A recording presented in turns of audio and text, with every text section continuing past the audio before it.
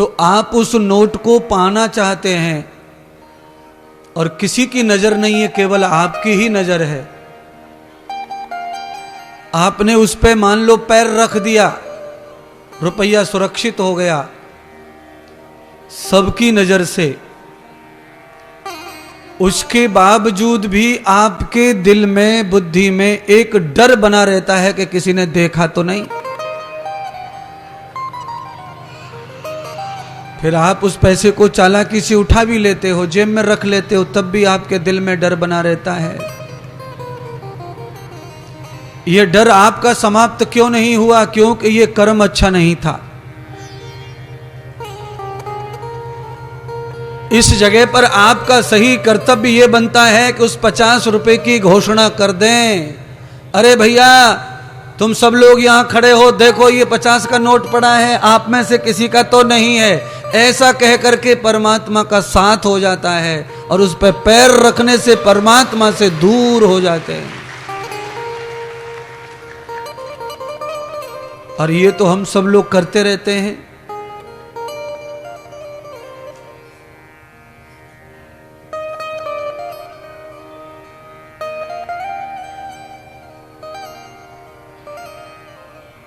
कौन था बकासुर? तो कहा यह दोबला आदमी था, दो मुखा, भजन भी करता था और शैतानी भी करता था, दुष्ट भी था और भजन ध्यान भी करता था। जैसे करोड़ों लोग होते हैं दुष्ट, भजन ध्यान भी करते हैं, पूजा पाठ भी करते हैं, कथा भागवत भी करवाते हैं, पर पाप करने में कोई कम नहीं, नंबर 1। कितने ही लोग ऐसे हैं जो खूब कथा करवाते हैं पर पापी भी नंबर 1 है।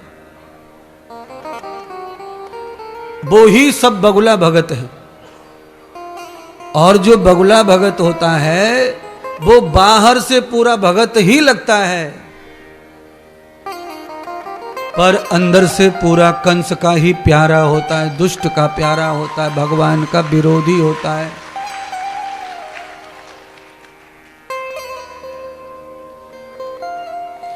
एकादशी को व्रत, बगुला भगत की कथा सुन लो। एकादशी को व्रत, जन्माष्टमी को व्रत, रामनवमी को व्रत, गणेश चतुर्थी को व्रत और बाकी 362 दिन रोज मुर्गा खाता है। यह है बगुला भगत।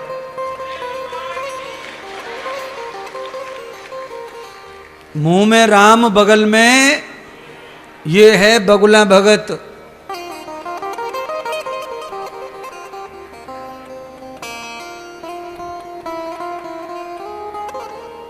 अच्छा, कुछ लोग तो घर से तिलक बिलक लगा करके तैयार होके जाते हैं झूठ बोलने के लिए कि अब हम चले ऑफिस।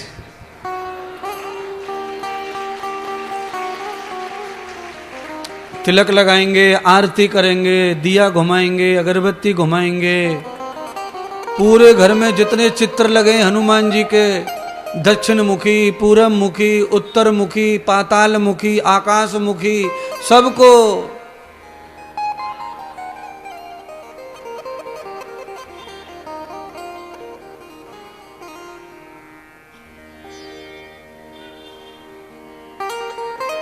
और फिर कार में घुसेंगे तो कार में भी अगरबत्ती लगाएंगे। उनके घर से कार तक की निष्ठा को देख के ऐसा लगता है कि ये साक्षात इस समय विदुर जी चल रहे हैं यात्रा में। बाहर की निष्ठा, और जैसे ही कार में चाबी मारी, खिड़की बंद की, डैशबोर्ड पे पूरा पुर्रा रखो, 12 थैली रखी है गुटखा की, वहां से दांत से फाड़ के मुंह में डाल के तब गियर डाले आगे रो। जब तक गुटखा मुंह में ना पड़ जाए तब तक कार में गियर पड़ता नहीं है उससे। ये कौन है? ये भी बकासुरी है।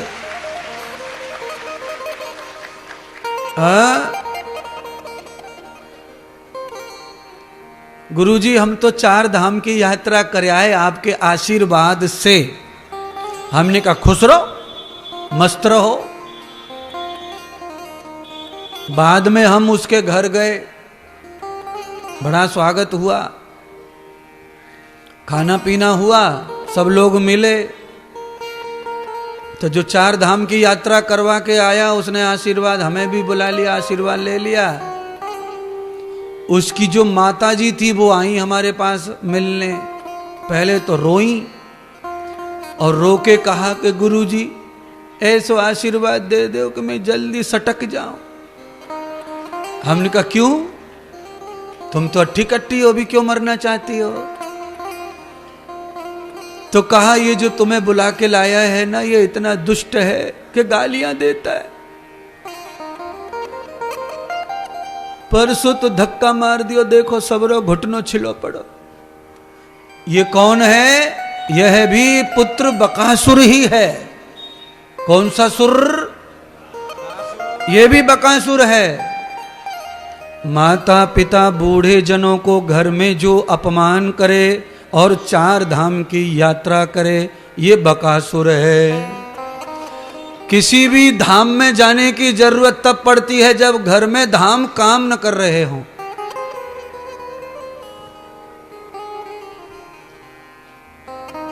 सब धाम तुम्हें फायदा ही तब करेंगे जब घर के धाम तुम्हारे साथ हैं।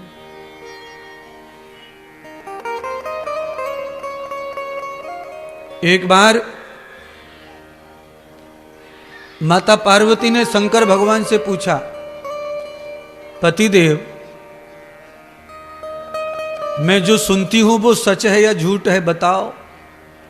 शंकर भगवान ने कहा, देवी क्या सुनती हो, बताओ, पूछो। मैं ये जानना चाहती हूं पतिदेव, ये गंगा जो तुम्हारी दूसरी वाली जो पटरानी है, वो सब धरती के सच में पाप धो रही है?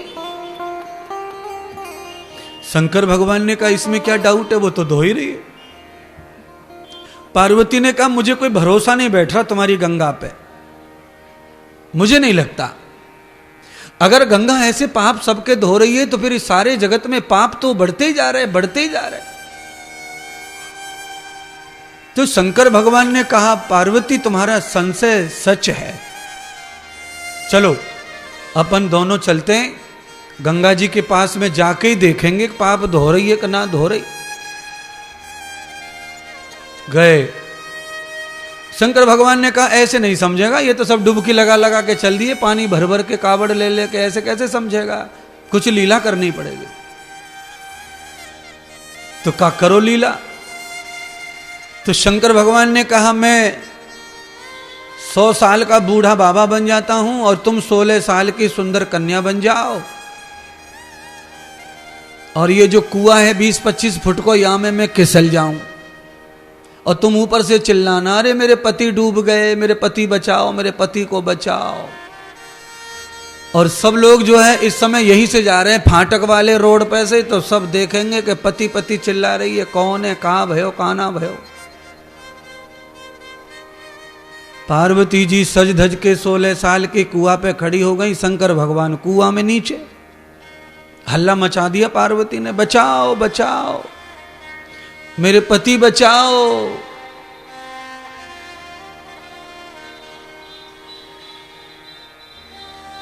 गंगा नहा करके टोल के टोल आ रहे थे।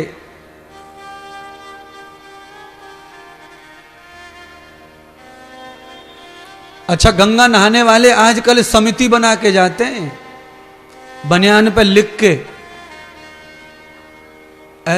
ये गुंडा समिति।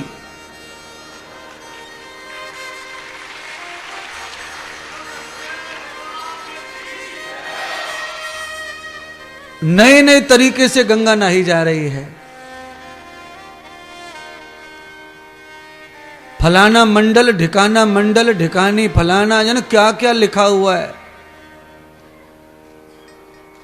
बनियान के ऊपर लंबा चौड़ा शिवजी छपा हुआ है।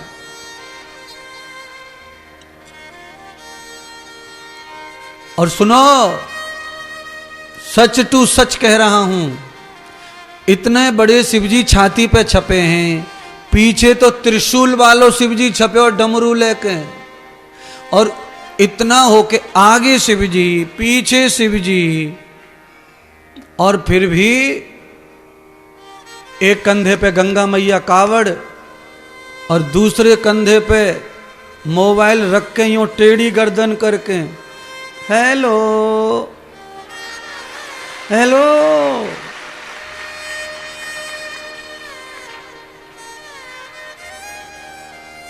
मैडम जी कह रही हैं कहां तक पहुंचे? ये तो हाल तब है महात्मा जी जब आगे पीछे सब जगह शिव जी छपे पड़े, गंगा जी लटकी पड़ी है कंधे पे। ये हाल तो तब है। हेलो सोनू, सोनू नाम सोनिया था पर सोनू बोलता है। बोलो, गंगा मैया इधर, शिव जी इधर, पीछे शिव जी। ये कौन है? ये सब लोग पाखंड फैला रहे हैं भक्ति के नाम पर। ये सब बकासुर हैं।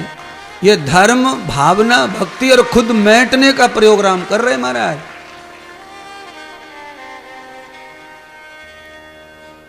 मेरी तरफ से तो यह है कि कपड़े लत्तों पे भगवान को छपाने की कोई जरूरत नहीं। तुम्हारे शरीर में बगल में से इतनी बांस मारे बुरी और भगवान छपे पड़े बनियान पे,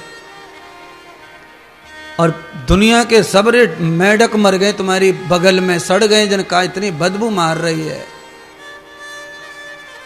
पूरा भारत को नक्शा छप जाए बनियान पे, इतना पसीना आवे, और यहां पे जय श्री राम छाप रखे। सुनिए, कपड़े पर राम छापने से तुम राम के नहीं हो जाओगे। कपड़े पर शिव छाप कर तुम शिव के नहीं हो जाओगे। अगर तुम्हारे अंदर ताकत है भक्त बनने की तो सीना फाड़ के दिखाओ, उसमें तस्वीर दिखनी चाहिए।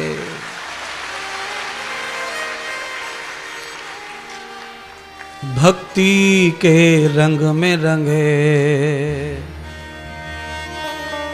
भक्ति के रंग में रंगे, हनुमान नजर आए। जब फाड़ दिया सीना, जब फाड़ दिया सीना, सीताराम नजर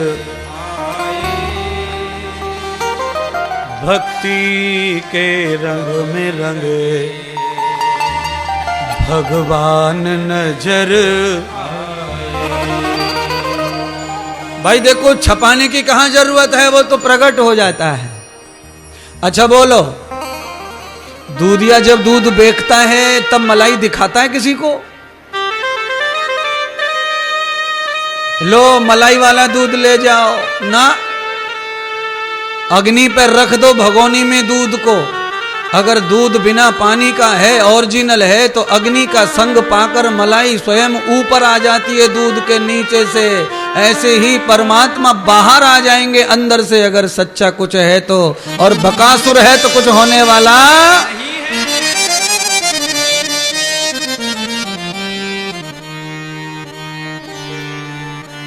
भक्ति के रंग में रंगे, मान नजर। जब फाड़ दिया सीना।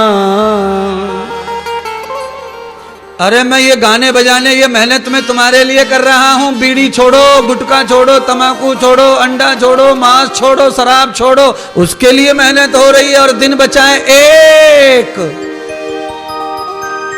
सब गए दिन हवा में।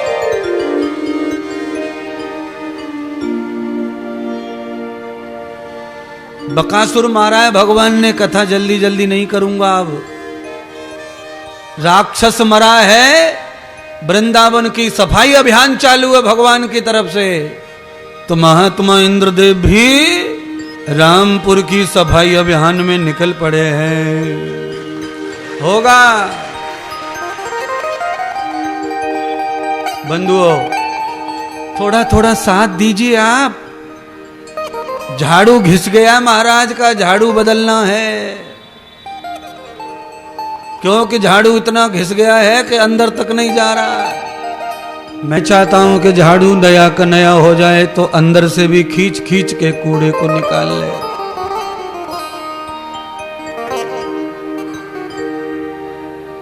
हनुमान जी के हृदय पर भी राम सीता का चित्र दिखता है पोस्टर पे, पर वो प्रिंटिंग प्रेस पे छपाया वाला नहीं है। सुनिए ना, गंगा से गंगा लाने वाले लोगों की आदत तो देखो।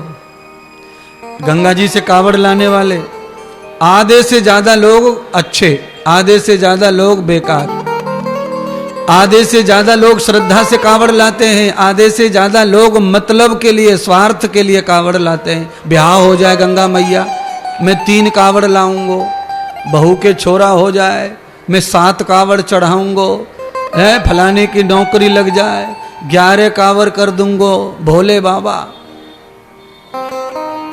कल्पना करो क्या क्या सोच रही है जनता, क्या क्या मांग रही है गंगा मैया से, शिव जी से। आइए वो दृष्टांत रह गया बीच में, उसे सुना देता हूं।